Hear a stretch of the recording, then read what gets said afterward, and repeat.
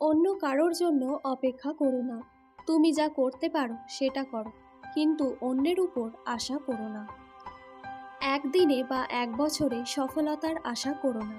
সবসময় শ্রেষ্ঠ আদর্শকে ধরে থাকো। ওঠো এবং ততক্ষণ অবধি থেমো না যতক্ষণ না তুমি সফল হচ্ছ। দুনিয়া আপনার সম্বন্ধে কি ভাবছে সেটা তাদের ভাবতে দিন। আপনি আপনার লক্ষ্যগুলিতে দৃঢ় থাকুন। শিক্ষা হচ্ছে মানুষের মধ্যে ইতিমধ্যে থাকা উৎকর্ষের প্রকাশ।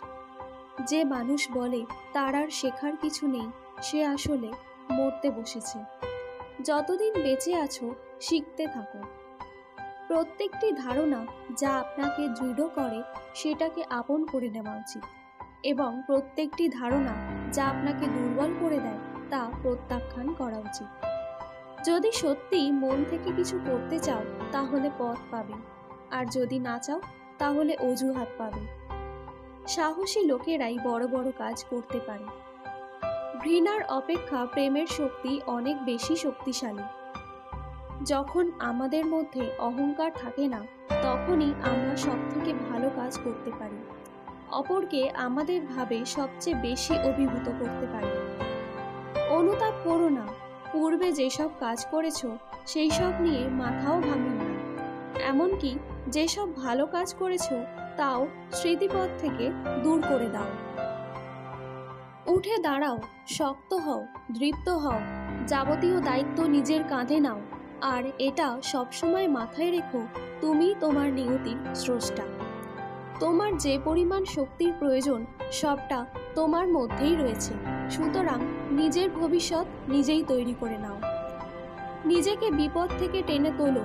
তোমার উদ্ধার সাধন তোমাকেই করতে হবে। ভীত হইও না। বারবার বিফল হয়েছে বলে নিরাশ হইও না।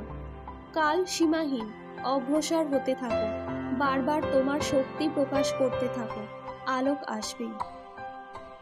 যখন তুমি ব্যস্ত থাকো তখন সব কিছুই সহজ বলে মনে হয়, কিন্তু অলস হলে কোনো কিছুই সহজ বলে মনে হয় না।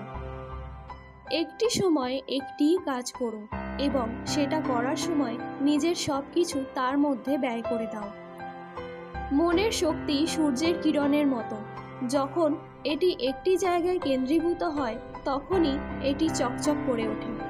মস্তিষ্ককে উচ্চ মানের চিন্তা ভাবনা দিয়ে পূর্ণ করো। দিবারাত্র এগুলোকে তোমার সামনে রেখে চলো। এগুলোর থেকেই মহান কাজ বেরিয়ে আসবে। সব শক্তি আপনার মধ্যে আছে, সেটার উপর বিশ্বাস রাখুন। এটা বিশ্বাস করবেন না যে আপনি দুর্বল। দাঁড়ান এবং আপনার মধ্যেকার দৈবত্বকে চিনতে শিখুন। কোনো বড় কাজই কঠোর পরিশ্রম ও কষ্ট স্বীকার ছাড়া হয়নি। স্বামী বিবেকানন্দ ছিলেন একজন দার্শনিক, সমাজ সংস্কারক ও চিন্তাবিদ। তিনি তরুণ প্রজন্মকে নানাভাবে অনুপ্রাণিত করতেন। তিনি মনে করতেন যে তরুণ প্রজন্মের নিজেদের, তাদের পরিবার, সমাজ ও জাতির প্রতি দায়বদ্ধ থাকা তাদের দায়িত্ব। তার মতে তরুণদের মধ্যে অতুলনীয় শক্তি রয়েছে এবং তারা সমাজ ও জাতির কল্যাণে শক্তিশালী ও ইতিবাচক পরিবর্তন আনতে পারে। তাই ভারত সরকার প্রথম 1984 সালে স্বামী বিবেকানন্দের জন্মদিনের দিনই ন্যাশনাল ইয়ুথ ডে বা জাতীয় যুব দিবস উদযাপন শুরু করে।